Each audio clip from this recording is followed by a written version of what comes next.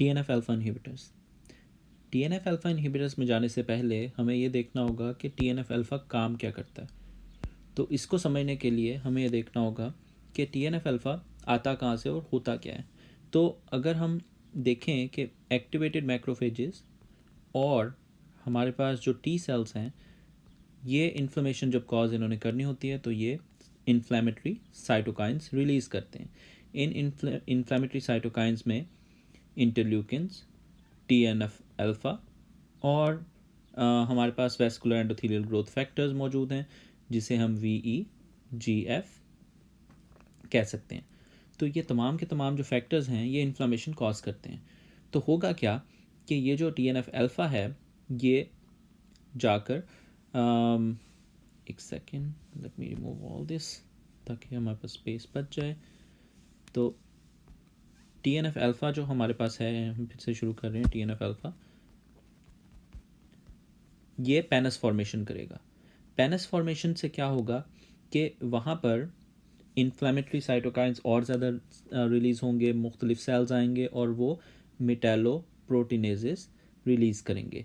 ये मेटालोप्रोटीनेजेस कार्टिलेज को तोड़ेंगे, डिस्ट्रक्शन करेंगे, जॉइंट स्पेस को नैरो करेंगे और वहाँ पर लेटर ऑन अगर ये इन्फ्लेमेशन कॉन्टीन्यूस रहती है, काफ़ी देर तक रहती है, तो ये जो डिफॉर्मिटी भी कॉज कर सकते हैं। तो बेसिकली ये कॉन्सेप्ट था। हमने एक डिज़ीज़ को देखा जिसमें इन्फ्लेमेशन जो है वो पेनस फॉर्मेशन करेगी और डिफॉर्मिटी करेगी, जिस तरह रूमेटॉइड आर्थराइटिस में होता है। तो ये उसकी बात हो रही थी। लेकिन बाकी तमाम डिजीज़ जो यहाँ पर मेंशन की गई हैं, जिस तरह सोरायासिस है, एनकाइलोजिंग स्पॉन्डिलाइटिस है, IBD है, और ये तमाम की तमाम डिजीज़ ऐसी हैं जो कि क्रॉनिक इन्फ्लेमेटरी कंडीशंस हैं और इन्फ्लेमेशन की वजह से ही ये डैमेज हो रहा है। तो अगर हम डैमेज को रोकना चाहते हैं तो हम कई लेवल्स पे इसे रोक सकते हैं। One of the level is कि अगर हम उसे TNF अल्फ़ा के लेवल पर रोकें। अब TNF अल्फ़ा के कई इनहिबिटर्स हैं और उसे रोकने के लिए हमारे पास डिफरेंट स्ट्रेटजीज़ मौजूद हैं। फॉर एग्जांपल अगर हम देखें कि अगर TNF, अगर for example this is a cell और इसके ऊपर एक TNF अल्फ़ा का रिसेप्टर मौजूद है, दिस इज़ अ रिसेप्टर, इस रिसेप्टर पर TNF अल्फ़ा ने जाकर बाइंड होना है। तो अगर हम इसकी बाइंडिंग को रोक दें, यानी कि इस रिसेप्टर को यहाँ से हम ब्लॉक कर दें, तो जैसे ही रिसेप्टर ब्लॉक होगा तो TNF अल्फ़ा उस पर बाइंड नहीं हो सकेगा। तो यही हमने टेक्निक को अप्रोच करते हुए, ये टेक्निक बनाते हुए हमने एक ड्रग बनाई जिसका नाम है एटानरसेप्ट। एटानरसेप्ट का कॉन्सेप्ट ये है कि हम बेसिकली ये एक फ्यूजन प्रोटीन है, ये एक प्रोटीन है और ये क्या करता है कि TNF अल्फ़ा के साथ बाइंड कर जाता है। TNF अल्फ़ा के साथ बाइंड करके और IgG के FC रिसेप्टर, फॉर एग्जांपल अगर ये IgG है और ये इसका FC रिसेप्टर है तो इसके साथ ये बाइंड कर जाएगा और चूँकि ये बाइंड कर जाएगा तो TNF alpha is not available कि वो इस रिसेप्टर के साथ बाइंड कर सके। TNF अल्फ़ा होगा ही नहीं कि वो यहाँ पर बाइंड करके इस टी सेल को या माइक्रोफेज को एक्टिवेट करे और यहाँ से इन्फ्लेमेटरी साइटोकाइंस रिलीज़ कर सके। तो ये तो एक अच्छी बात है कि जब इन्फ्लेमेटरी साइटोकाइंस नहीं रिलीज़ होंगे तो इन्फ्लेमेशन का प्रोसेस ख़त्म हो जाएगा। ये तो एक अच्छी बात है, लेकिन इसके नुकसानात भी हैं। वो नुकसानात देखने के लिए हम बाद में जाएंगे कि क्या हुआ, कैसे हुआ।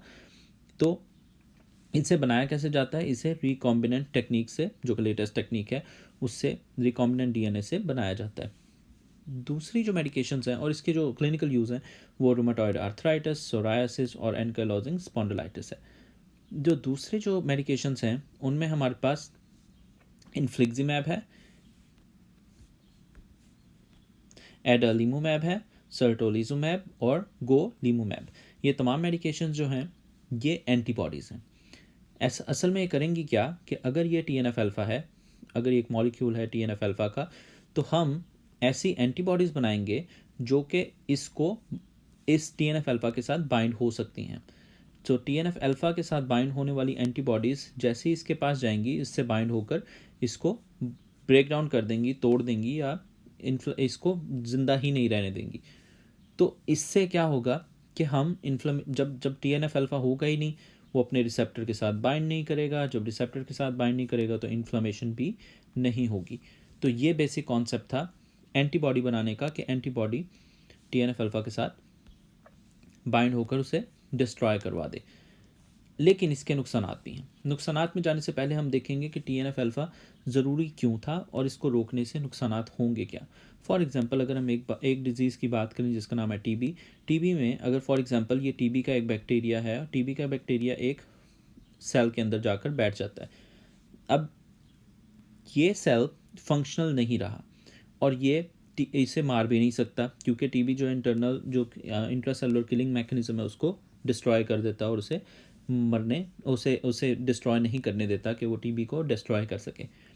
अब ये सेल जो है वो कुछ ऐसे फैक्टर्स बनाएगा TNF अल्फ़ा की तरह के, TNF अल्फ़ा बनाएगा और बाकी तमाम सेल्स को बताएगा कि मेरे पास यहाँ पर TB मेरे अंदर मौजूद है, तो मेरे पास आओ और मेरी हेल्प करो। तो बाकी तमाम सेल्स इसके गिर्द यूँ आना शुरू हो जाएंगे और यहाँ पर एक घेरा तंग कर लेंगे इस TB के ख़िलाफ़। इसे कहेंगे ग्रैनुलोमा फॉर्मेशन। ये ग्रैनुलोमा फॉर्मेशन में बहुत ज़रूरी इसलिए है कि वहाँ से TB बाहर जा नहीं सकता जब तक कि इन सब सेल्स को मार ना दे। तो इसी वजह से उस जगह पर एक क्रॉनिक इन्फ्लेमेशन जारी रहेगी, लेकिन ये TB बाहर स्प्रेड नहीं होगा। लेकिन अब हमने TNF अल्फ़ा को रोक दिया। जब TNF अल्फ़ा नहीं होगा तो जो ग्रैनुलोमा फॉर्मेशन थी वो नहीं हो पाएगी।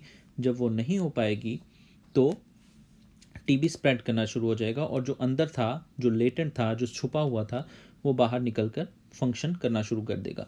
तो यही प्रॉब्लम है कि अगर हम TNF अल्फ़ा को ब्लॉक करते हैं तो ऐसी तमाम डिजीज़ जिसमें जो अपॉर्चुनिस्टिक ऑर्गेनिज्म से हो रही थी, फॉर एग्जांपल जिसमें हमारे पास लेजियोनेला थी, लिस्टेरिया थी, फंगल इन्फेक्शंस थे और TB था, तो ये सारे के सारे जो हैं वो प्रॉब्लम कॉज कर देंगे।